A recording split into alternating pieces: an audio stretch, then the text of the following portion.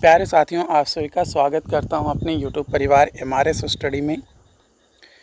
तो डियर, यहाँ पे बिहार LRC का जो एग्ज़ाम्स हुआ 5 से 30 अगस्त के बीच में, उसका आंसर किया। ऑब्वियसली आपको पता है कि 13 सितंबर को आ गया था। 13 सितंबर से 17 सितंबर तक जो है ऑब्जेक्शन यानी चैलेंज करना था। उसके बाद लगभग मान कर चले कि 13 दिन कंप्लीट हो चुके हैं और अभी तक बोर्ड की तरफ से कोई अपडेट नहीं आया। तो अब नया मंथ आपका जो है आ चुका है और इस नए मंथ में आपके लिए कुछ अपडेट्स जो कि कई सारे ग्रुप्स में जो है देखे जा रहे हैं। एक स्टूडेंट ने जो है हमारे साथ शेयर किया कि इसका जो है क्या मतलब है, क्या सच में नवंबर में ज्वाइनिंग हो जाएगा क्या, इस तरीके का एक फ़ोटो जो है वायरल हो रहे हैं। उसमें कुछ चीज़ें लिखी गई हैं, मैं उसके बारे में बताऊंगा। बट पहले अभी कुछ सवालों का जवाब दे दूं उसके बाद। तो यहाँ पे सबसे पहला सवाल है अंजित कुमार का कि क्लर्क का जॉब कितने महीने का है।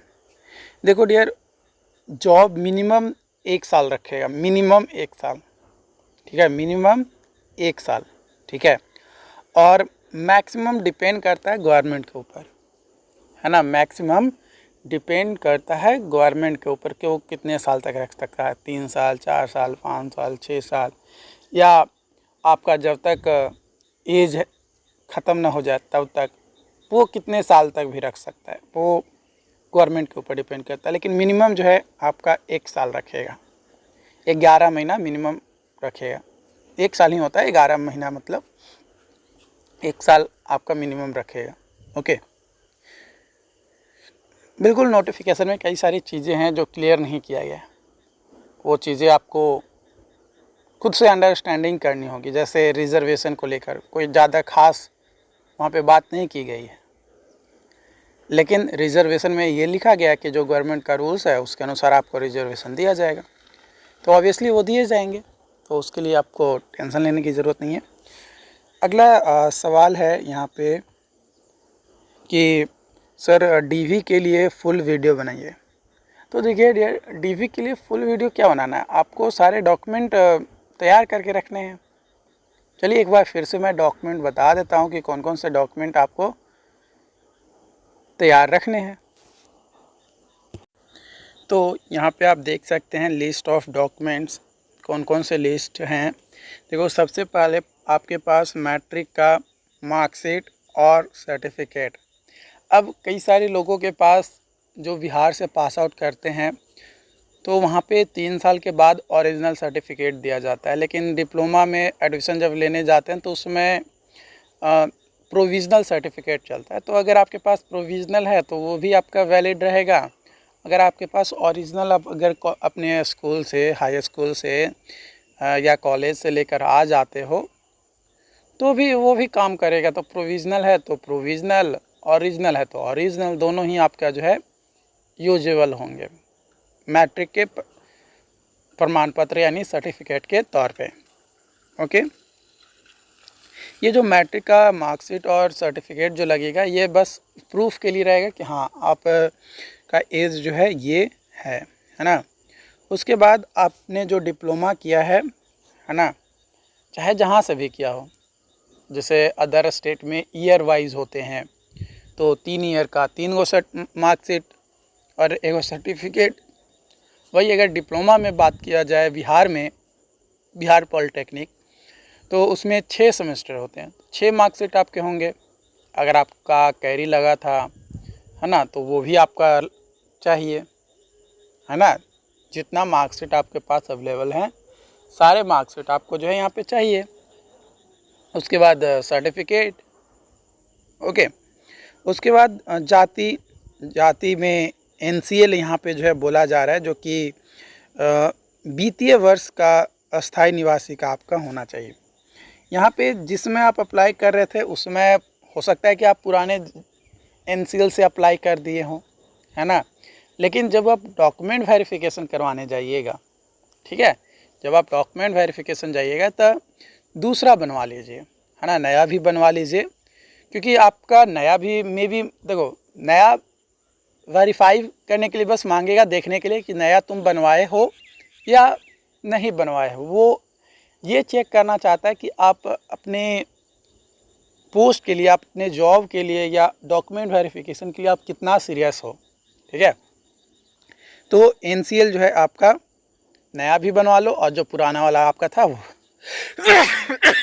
सॉरी, ठीक है, तो पुराना वाला भी आपका रहेगा और नया वाला भी आप बनवा लो। ठीक है, उसमें क्या जाता है, अरे यार आज अप्लाई करोगे 15 से 20 दिन में तो आपके पास आ जाएंगे, है ना, और कोई पैसा तो आपको देना नहीं है, 15 से 20 दिन में फ्री में बन जाएगा। और आपको अगर 1 दिन में चाहिए या 2 दिन में चाहिए या 3 दिन में चाहिए तो आप अप्लाई कर दो, कोई दलाल को पकड़ो और उसको 100-200 रुपया दे दो, वो तुमको बना के दे देगा। बिहार में तो यही होता है ना।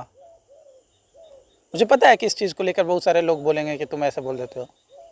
भाई जो सच है, जो देख रहे हो वही तो वो मैं बोल रहा हूँ ना। खुद से इंतज़ार कर सकते हो 15-20 दिन, तो 15-20 दिन में तुमको ऑटोमेटिक, अगर आप तुम सही से फॉर्म भरोगे सर्विस ऑनलाइन पे, तो आराम से आपका आ जाता है। ठीक है, मैंने खुद EAC के लिए अप्लाई किया था, लगभग 1 तारीख को, लगता है 20 तारीख के आसपास आ गया था, तो आ जाता है, उसके कोई बड़ी बात नहीं है। उसके बाद कैरेक्टर, है ना, कैरेक्टर सर्टिफिकेट। देखो यहाँ पे बोला जा रहा है अंतिम रूप से जिस संस्थान में आप पढ़े हैं, तो यहाँ पे लोगों का 2 राय होगा। पहला कि अंतिम रूप से तो डिप्लोमा का सर्टिफिकेट डाल रहे हैं तो डिप्लोमा के कॉलेज से होना चाहिए, लेकिन कई सारे लोग डिप्लोमा के बाद बीटेक करते हैं, तो वो बीटेक का भी अप्लाई कर सकते हैं, लगा सकते हैं, ऐसा कोई ज़रूरी नहीं है। ठीक है, ऐसा कहीं नहीं लिखा है कि आप जो है डिप्लोमा के ही सिर्फ दीजिए, आप अंतिम रूप से जिस संस्थान में पढ़े हैं वहाँ पे, तो जो बीटेक कर चुका है, जिसका हो चुका है, वो बीटेक कर डालेगा, और जो डिप्लोमा के बाद कुछ नहीं किया, बस बैठ कर तैयारी कर रहा था, कभी SSC का, कभी रेलवे JEE का, कभी BTAC का, कभी LRC का, तो जिसका भी वो तैयारी कर रहा हो, है ना, या DMRC का हो, जिसका भी तैयारी कर रहा हो, तो उसके पास तो उसका कैरेक्टर होगा ही, कॉलेज से उसको मिला ही होगा। ऐसा थोड़े ना है कि उसको कॉलेज से नहीं मिला होगा।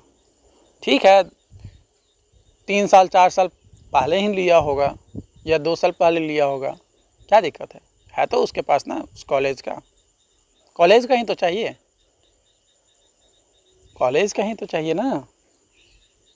ओके, और उसके बाद आय, है ना, यहाँ पे आय प्रमाण पत्र भी आपको चाहिए,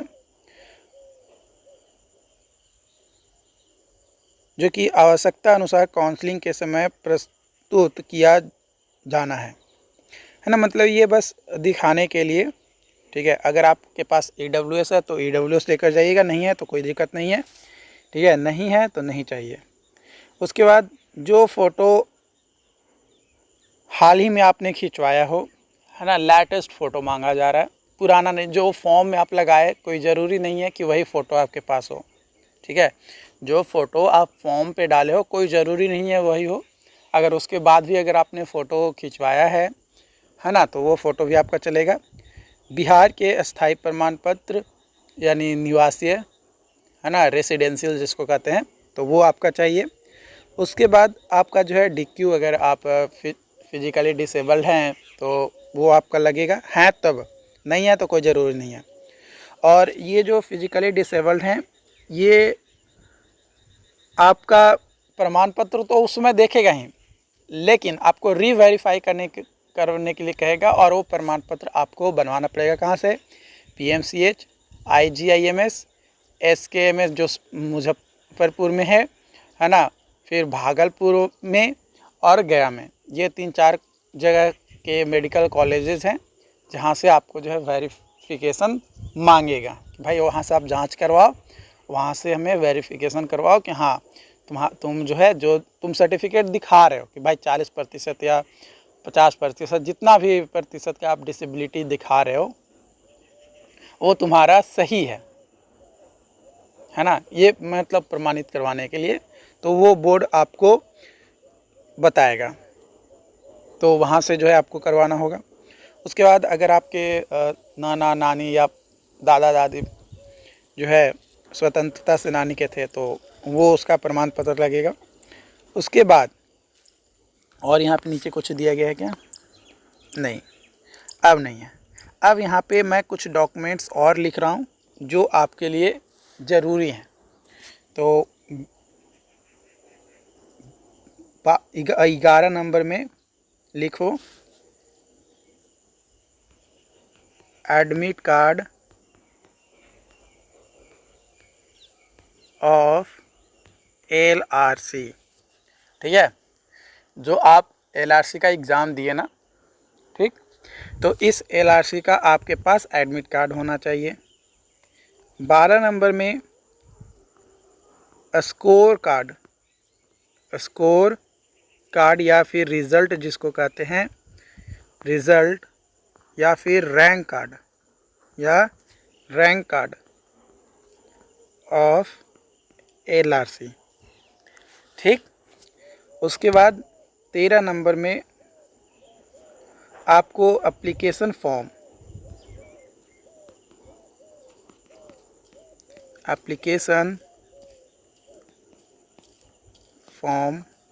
ऑफ LRC जो कि हार्ड कॉपी है ना, hard copy application form of LRC। Okay, ये 3 चीज़ हो गए जो कि इम्पोर्टेंट है आपको ले जाना। ये 3 के बाद ये देख लिए। उसके बाद अगला मैं लिख रहा हूँ जो कि आप समझिएगा, 14 नंबर। ठीक है, 14 नंबर बायोमेट्रिक